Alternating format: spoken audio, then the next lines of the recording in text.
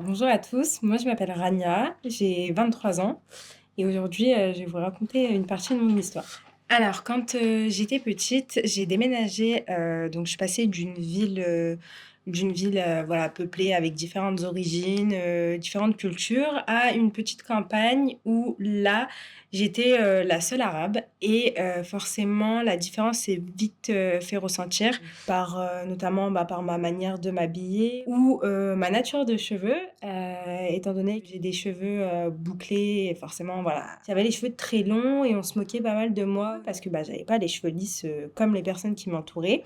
Ça m'a touchée, en fait, inconsciemment, parce qu'un jour, je suis rentrée chez moi et pendant que je me douchais, j'ai pris des ciseaux et je me suis coupé tous les cheveux. Si on est poussé à faire ces actes, c'est que forcément, quelque part, ça nous touche. En étant petit, on ne sait pas ce qu'est la discrimination, on ne sait pas ce qu'est l'harcèlement.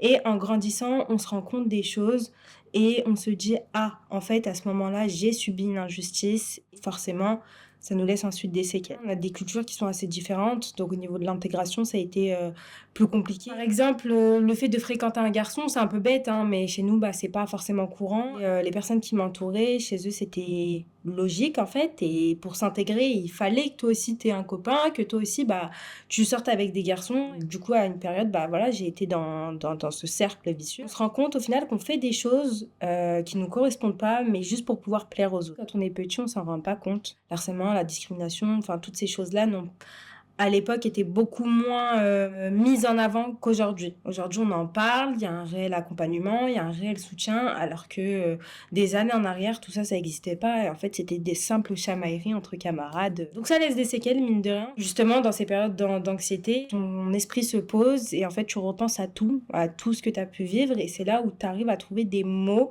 et des justifications à ce que tu as pu vivre. À partir du moment où on sent que notre comportement, il change et qu'on fait tout pour plaire aux autres et pas plaire à soi-même, c'est que là, il y a un problème et c'est à partir de ce moment-là où il faut en parler autour de soi pour pouvoir être aidé. Chacun sa manière de faire, chacun sa manière d'être, chaque humain est différent. Merci à vous.